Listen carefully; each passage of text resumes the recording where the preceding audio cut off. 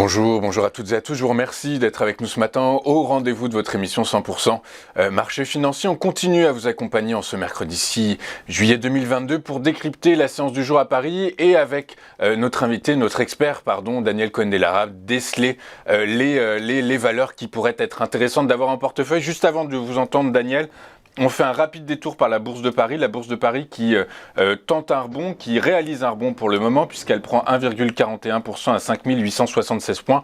Mais il semblerait que malgré tout, les craintes de récession restent fondamentalement ancrées dans l'esprit des investisseurs dans cet environnement. Daniel, quelles sont les valeurs qu'il faut suivre tout particulièrement? Eh bien Daniel, c'est à vous dans 30 secondes. Je rappelle juste que vous êtes président de l'AFAT, l'Association française des analystes techniques. Daniel, bonjour. Bonjour Louis-Antoine. Bonjour, merci beaucoup d'être avec nous ce matin. Daniel, on va commencer votre intervention avec le Stoxx 600 Oil and Gas qui pâtit évidemment des prévisions de récession mondiale. Alors bon, c'est un peu l'indice à la mode conjoncturellement en ce moment. Alors, d'habitude, quand je présente des éléments du Stoxx 600, je les présente en hebdomadaire. Là, exceptionnellement, je les présente en daily. Pourquoi? Parce que ce qui va nous intéresser, c'est ce qui se passe en ce moment. Et justement, l'actif est sur le fil du rasoir. Alors, tout d'abord, on est dans une tendance baissière. On va de la branche basse à la branche haute. On a touché la branche haute il y a 3 semaines à peu près, et on s'est replié il y a 1 semaine, 10 jours, sur la branche basse.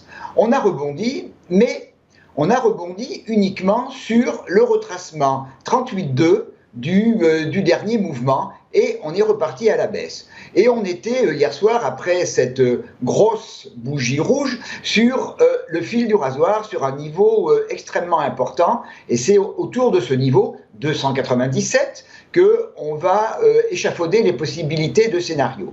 Tout d'abord, donc ce niveau 297, c'est un niveau de polarité.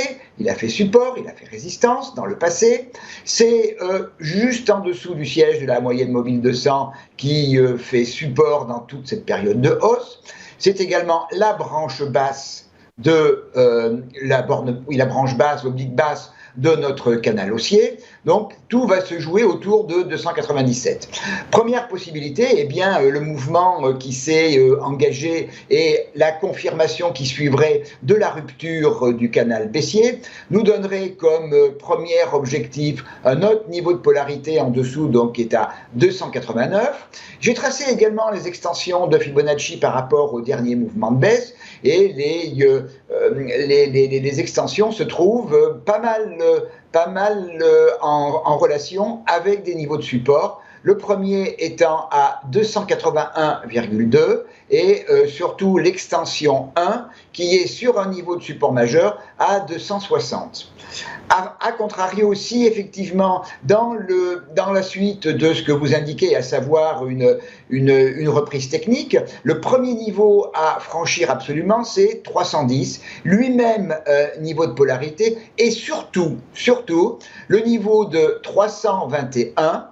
Si on franchit ce niveau, on aura en période de fermeture de bande de Bollinger le franchissement de la moyenne mobile 20, qui est un élément important, et puis c'est le franchissement du dernier plus haut dans une tendance baissière. Donc, ce qui voudra dire que le mouvement qui a démarré lors du dernier contact avec l'oblique haussière, donc ce mouvement lui-même baissier serait invalidé, et au-dessus, on a comme objectif 334,3.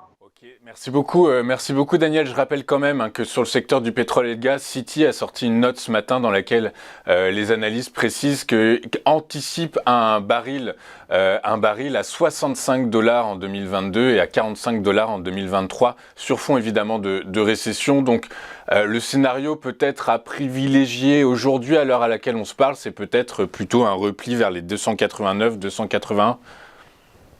Une autre grande banque a un scénario qui est un tout petit peu différent. Je crois que c'est Goldman Sachs, mais je suis pas sûr de moi, mais qui, elle, prévoit par contre un baril à $380 avec les restrictions de production, notamment en provenance de la Russie. Ce qui veut dire qu'actuellement, personne ne sait dans quelle direction on va aller, malgré un vent qui est plutôt un vent de récession.